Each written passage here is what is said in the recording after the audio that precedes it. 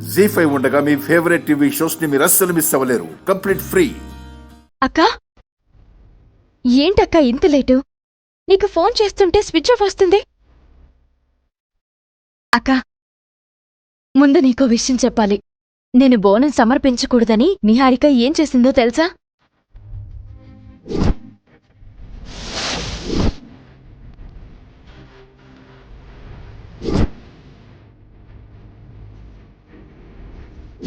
నీ కాళ్ళకి రాసిన పసుపులో డేంజర్ పసరు మందు కల్పించాను.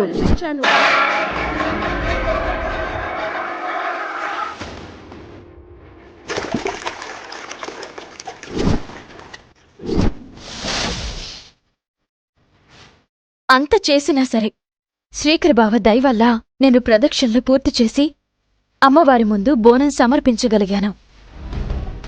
ఈరోజు నాకు చాలా సంతోషంగా ఉంది. అవని, నీకు తెలియకుండా నీ వెనుక మరో కుట్ర ఏదో జరుగుతోంది.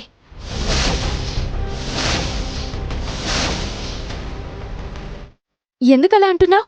నేను ఆలస్యంగా రావడానికి కారణమేంటో తెలుసా? నేనిక్కడికి రాకుండా ఎవరో ప్లాన్ చేశారు.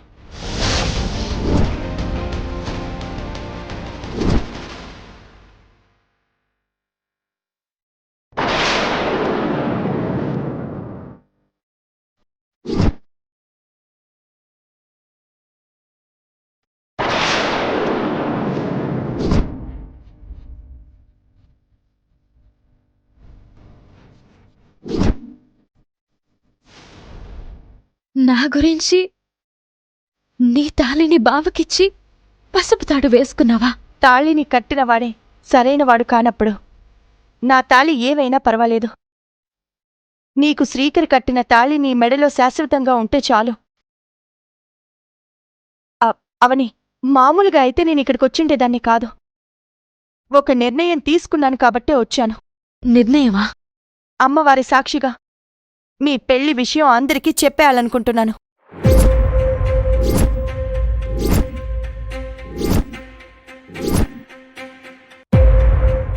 అందుకే మీ మ్యారేజ్ సర్టిఫికెట్ని పట్టుకొనొచ్చాను. ఈరోజు ఆ అమ్మవారు నీ పక్షానున్నట్టనిపిస్తోంది. ఈరోజు నీ పెళ్లి నిజాన్ని బయట పెట్టేద్దాం. వద్దక్క, అమ్మవారి కృప నీ మీదుంటుంది. నువ్వేం భయపడకు. ఇది సందర్భం కాదు. గతంలో నువ్వు ఎన్ని సందర్భాల్ని వదులుకున్నావో నాకు తెలుసు. ఈసారి నన్నాపకు. అక్కా, నా పెళ్లి విషయం బయటపడాలనే ఆశ నాకుండదా చెప్పు? ప్రస్తుతం పరిస్థితులు పరీక్షల్లా ఉన్నాయి. మనకి అనుకూలంగా లేవు. తాడు కూడా పాములా మారి కాటేస్తుందన్నట్లు మనం చెప్పే నిజం కూడా మన పాలిట అలా అయ్యే ప్రమాదం ఉంది. అందుకే నిజాలను దాచడమే శ్రేయస్కరం. 4 రోజుల్లో ఆ వికాస్ గాడితో నీ పెళ్లి, శ్రీకర్తో నిహారిక పెళ్లి. గుర్తుందా నీకు?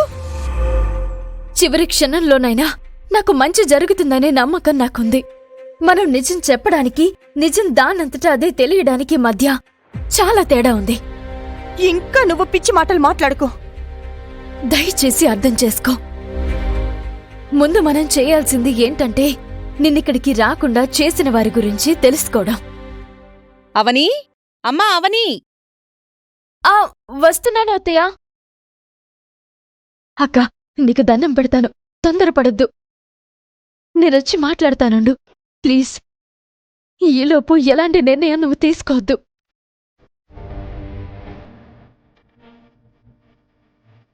ప్రతిసారి ఇలాగే చేస్తుంది.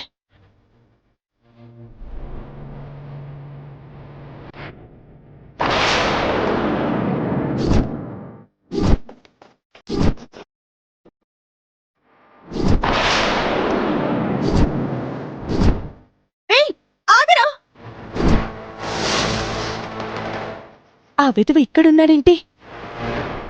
2 సార్లు నా నుంచి తప్పించుకున్నాడు. వెంటనే విని పోలీసులకి పట్టించాలి.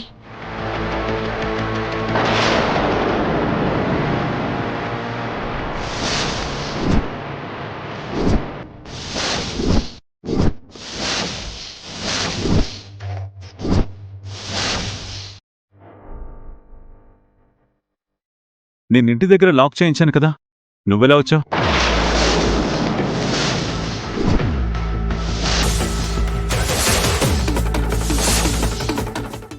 పని చేయించింది నువ్వా?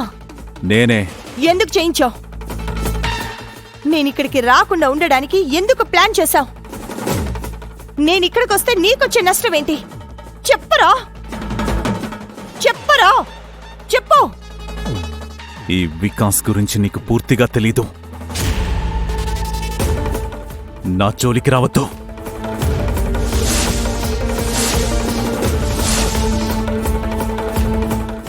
వికాస్ అంటే నువ్వా? ఎస్, నేనే. మా మా అవనిని నీ చెల్లెలు అవనిని చేసుకోబోయేది నేనే. నీలాంటి దుర్మార్గుడితో నా చెల్లెలి పెళ్లి ఎందుకు జరగనిస్తాన్రా? నిన్ను వెంటనే పోలీసులకు పట్టిస్తాను. నువ్వు నన్ను యాక్సిడెంట్ చేసిన దగ్గర నుంచి ప్రతి విషయం చెప్పేస్తాను. పెళ్లికి మరో 4 రోజులే టైం ఉంది. ఈ సమయంలో అల్లరి చేసావంటే అవని అల్లరిపాలవుతుంది. ఇంత పెద్ద నిజం తెలిసిన తర్వాత కూడా నీతో నా చెల్లెలి పెళ్లి ఎలా జరగనిస్తాన్రా? 4 రోజుల ముందే ఆ అమ్మవారు నాకు ఈ నిజం తెలియజేసింది. నీ గురించి వెంటనే అందరికీ చెప్పేస్తాను. వేదవతి అత్తయ్య, ప్రసాద్ మావయ్యలు నువ్వు చాలా మంచివాడివి, బుద్ధిమంతుడివి అని అనుకుంటున్నారు కదా. నువ్వు ఎంత గొప్పవాడివో తెలుసుకుంటారు. సుజాత, నా మాట విను. నేనిప్పుడు మంచివాడిగా మారిపోయాను. గతం కథ. దయచేసి గొడవ చేయద్దు. నేను నీకు ఎంత డబ్బు కావాలన్నా ఇస్తాను. నువ్విచ్చే డబ్బు కంటే నా చెల్లెలి జీవితమే నాకు ముఖ్యం. నీ చెల్లెల్ని దుబాయ్కి మహారాణిని చేస్తాను. ఇంకేం కావాలి నీకు? నా చెల్లెలు పేదింట్లో పుట్టిన మహారాణేరా. అది కాక నా చెల్లెలికి ముందే ఈరోజు అన్ని విషయాలు బయటపడతాయిలేరా. రా. మంచితనంతో చెప్పినప్పుడు వినకపోతే వికాస్లో దాగున్న అపరిచితుడు బయటికొస్తాడు.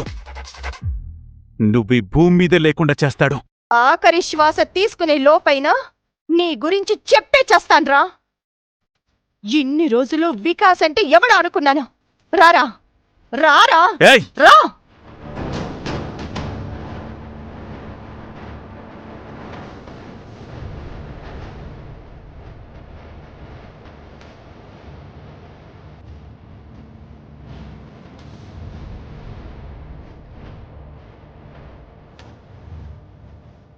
వేదవతి గారు,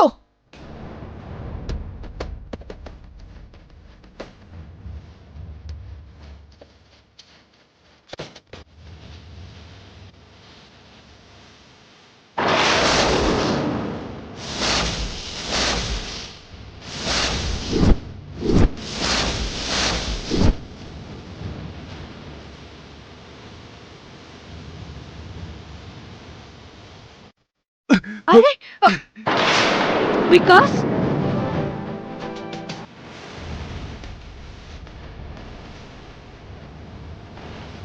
జీ5 యాప్ డౌన్లోడ్ చేసి అన్ని ఎపిసోడ్స్ పూర్తి ఉచితంగా చూడండి.